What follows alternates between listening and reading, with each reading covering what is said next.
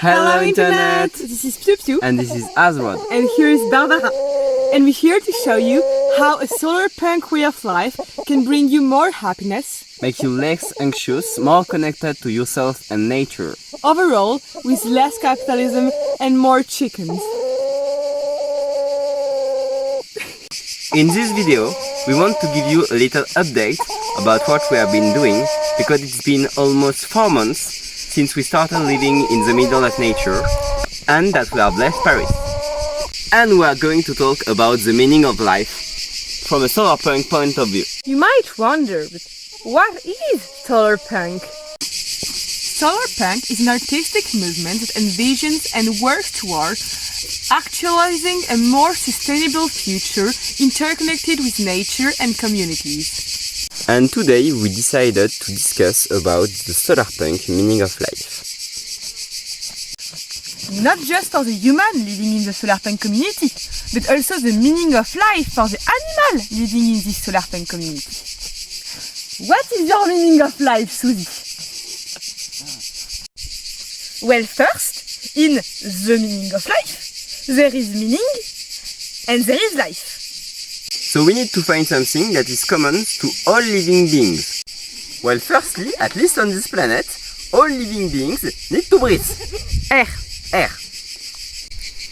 We used to live in Paris, which was a really polluted city, and now we live here. Just imagine how much oxygen is produced by all those trees.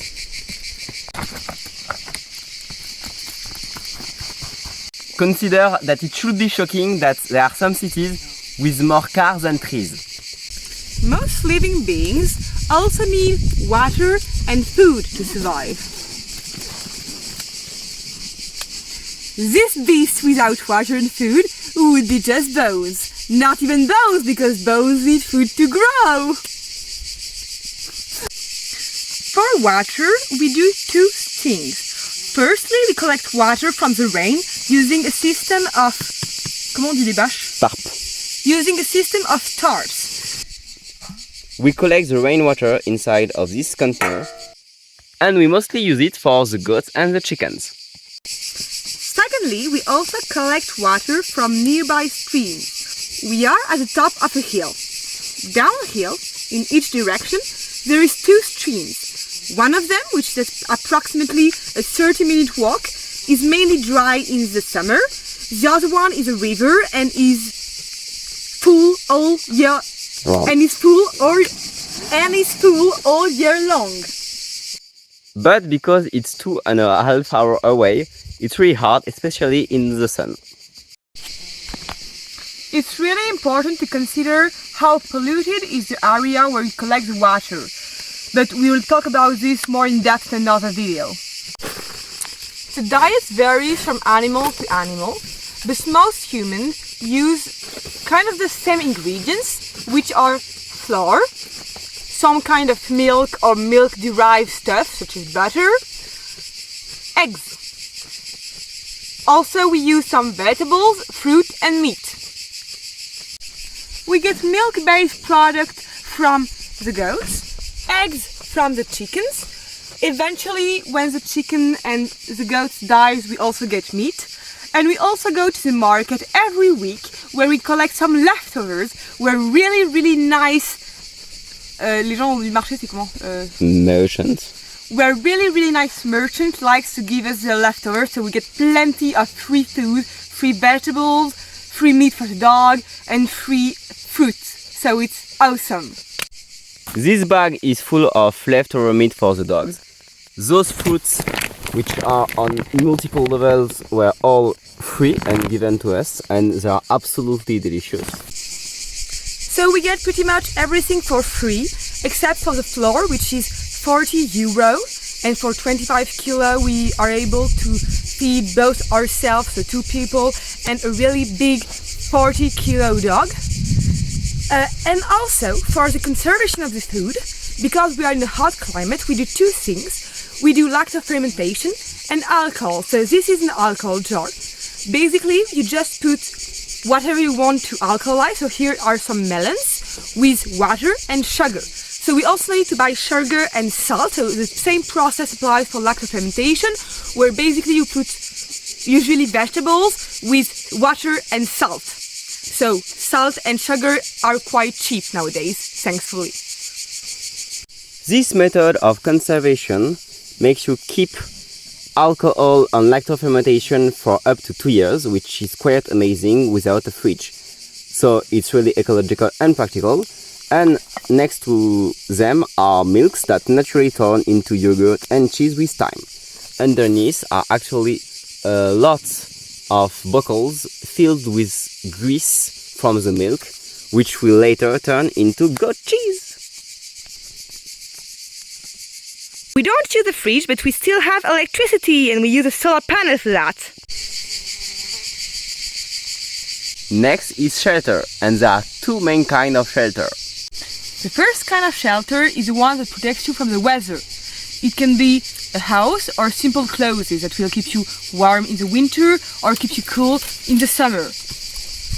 Thankfully, we set up in a pretty warm area, so we don't really have issues with temperature. The other kind of shelter that you need is the one that will protect you from getting killed in your sleep. In France, we are quite lucky. We don't have issues with bear, and wolves come back to the country, but they are farther down south. For our animal, the shelter from the environment or from the temperature, the wind and the rain. For now, we use basic tarps, but soon we will have some friends that have cars that will come visit us, so it will be great, and we will be able to build them a pellet shelter, and we can't wait to show you how it's done. And to shelter them from the predators, we use our amazing dog, Tommy, who is doing the job of a livestock guarding dog, besides the fact that he's just a regular dog that we got from old people that couldn't keep him anymore. So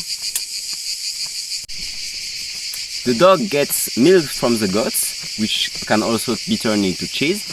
He also gets eggs from the chickens, and once they are going to die of natural causes, he will also get the meat and bones.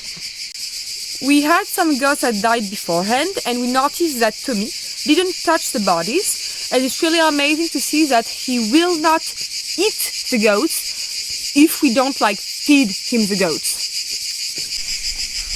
I find that amazing that humans are able to connect various species of different animals. We are literally a hub, which makes us a balanced party.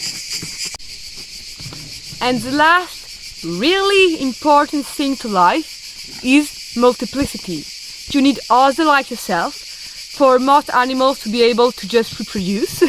So that's why we have multiple goats, including males and females. And that's why we are 2 humans in this party. And that's why we also have multiple chickens. And we also have 2 dogs, but they can't reproduce because they are both castrated, because it's a rule in France. And this is also why we have this YouTube channel that helps us stay connected with the whole world, which is absolutely baffling and something that is only possible thanks to the internet. So something really, really recent considering the human existence. So we can wonder what happens if all those needs aren't met. Well, the answer is, usually, you are sad, or bad, or you feel bad. Well, let me explain. It's very simple. You see, if I get pinched right here, it will hurt because my body has sensitive nerves that will tell me, be careful, something is hurting your body. So I am hurt. The same applies for your mental health. For the example of feeling bad mentally, my favorite example is hysteria in women during the 19th and 18th centuries. Basically, because it was a horrible, patriarchal and misogynistic society, a lot of women were just having mental breakdown and weren't able to function anymore.